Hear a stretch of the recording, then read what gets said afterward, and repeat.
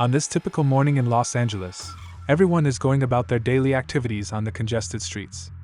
Mike, the new head of the city's Office of Emergency Management, is preparing breakfast for himself and Kelly, his 13-year-old daughter, who has been acting out due to her parents' recent divorce.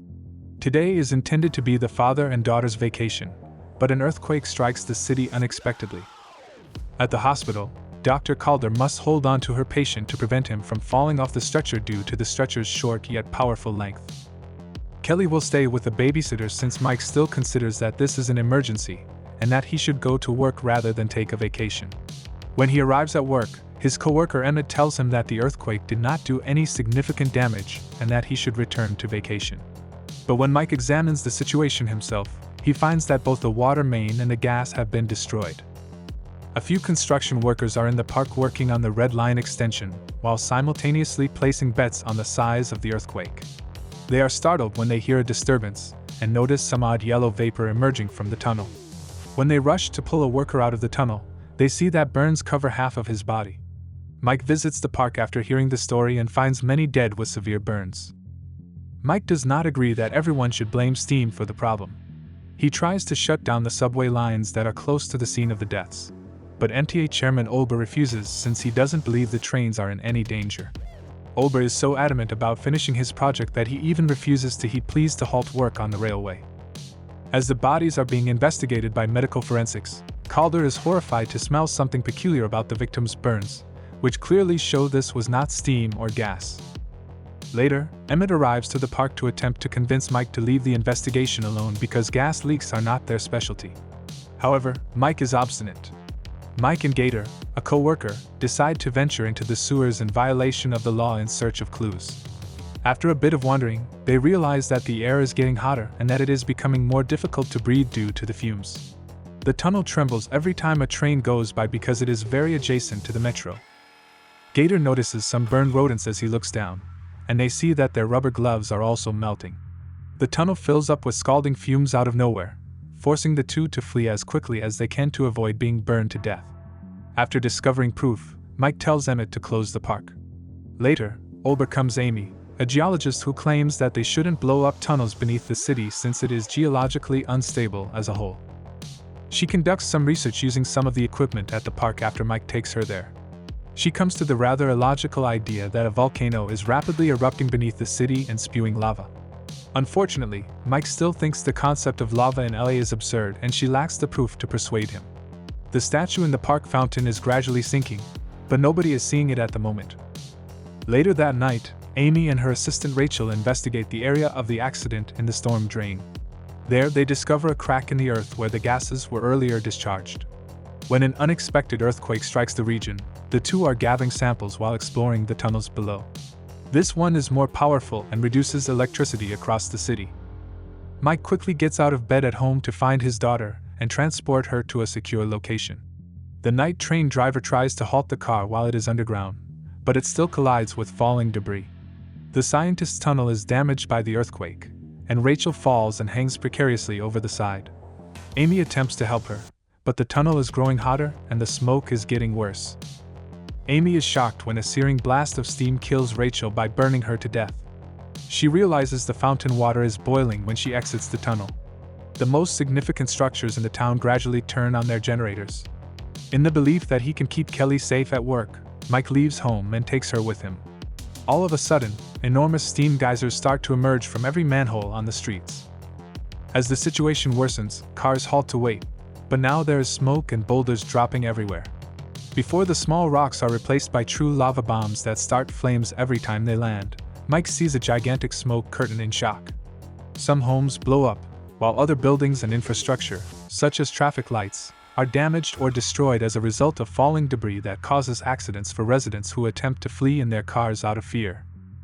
Olber, who works for the MTA, learns about the trapped train in the tunnels and resolves to organize a crew to save the passengers. The driver tries to go while calming the panicked passengers, but the doors are jammed. Back on the streets, Calder is also backed up in traffic as she observes the impact of the lava bombs on an approaching fire engine. While trying to quiet down the crowd, Mike stops the automobile, but several individuals have already started robbing establishments. While Amy is preoccupied with the ash that is falling around, someone snatches her equipment.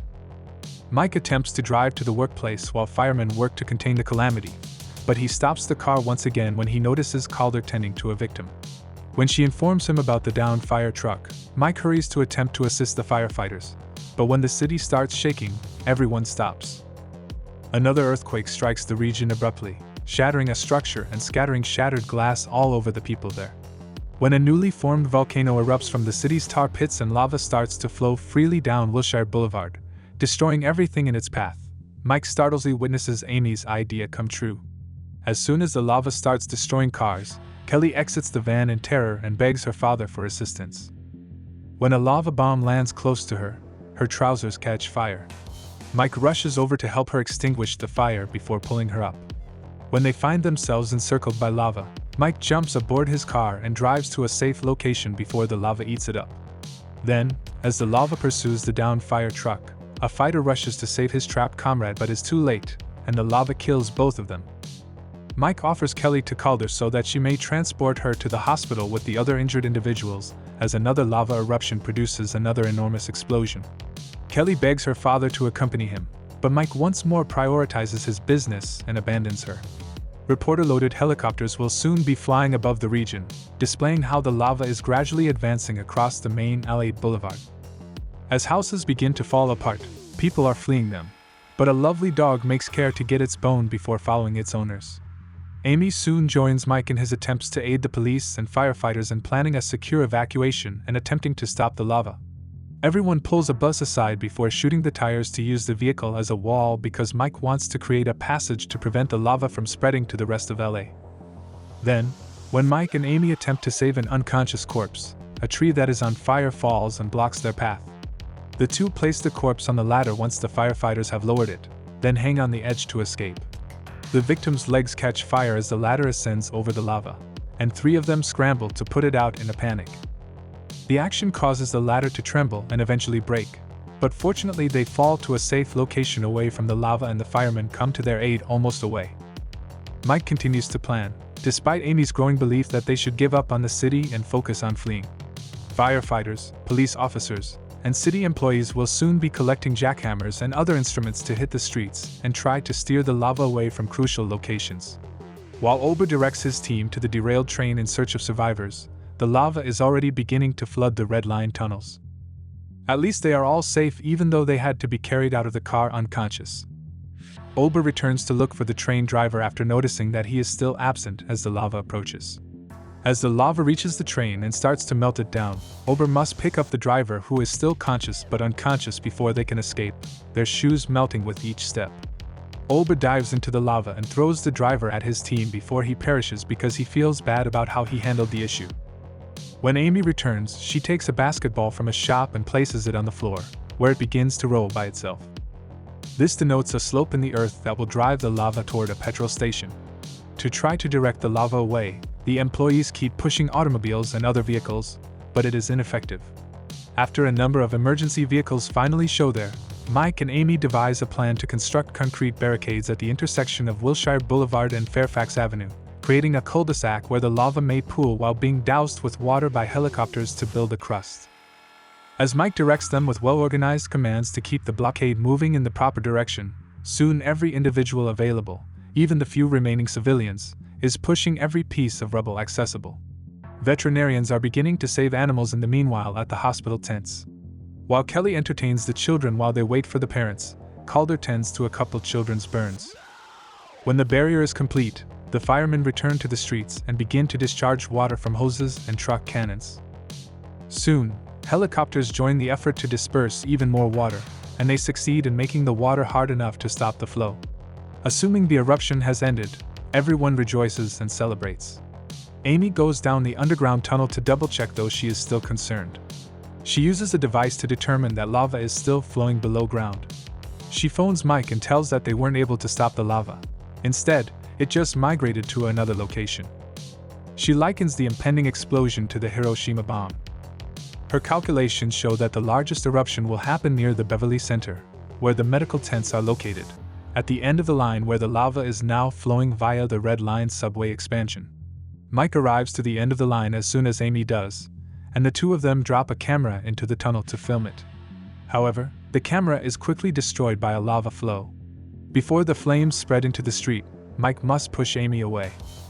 The lava will explode at the end of the red line in 30 minutes. They learn by analyzing the speed they perceive in the tube. Mike talks with Amy about their alternatives after phoning Emmett to begin evacuating the medical tents, only to begin to lose faith. They can use explosives to create channels in the street that direct the flow of lava towards Ballona Creek, which would eventually flow into the Pacific Ocean. Fortunately, Mike spots a building and is inspired with an idea. Although the road slopes in the other direction, this problem may be resolved by tearing down a 22-story condominium complex, which should stop the lava from entering the city. While the squad starts to put up the explosives, Mike begs Amy to go locate his daughter. However, Amy is gone when she arrives at the victim group since she misplaced one of the kids and is searching for him. The team is frantically rushing about since they just have 20 minutes to get everything done. While Gator and his men are putting bombs inside the center, the region is once again shaken by tremors. When the massive explosion occurs earlier than predicted and devastates the street, everyone flees in fear and several patients catch fire while they are being evacuated. One of the employees becomes stuck inside the center behind a core column that was shattered by the earthquake, and Gator is unable to free them. Gator chooses sacrifice rather than abandoning the objective in order to ignite the last explosive charge as the lava gets near. When Mike observes Kelly and the young kid in the blast path, the explosives start to go off one by one. The boy and his daughter are pushed to the ground as the building falls while he escapes as quickly as he can. Fortunately, everything goes according to plan, and the tube that results successfully directs the lava to the ocean.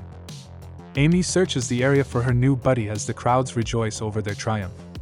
Mike, Kelly, and the little child all appear out of the pile of wreckage at once, all alive and healthy. Before rain begins to fall and wipe the ash away, the child realizes that everyone is coated in ash, making them all appear the same regardless of race. Amy thanks Mike for teaching her to never give up since she acknowledges that if she had been in control, she would have sacrificed half the city. Emmett shows in with a fresh emergency for Mike at that very time, but he declines it and says he is leaving for a trip with his daughter.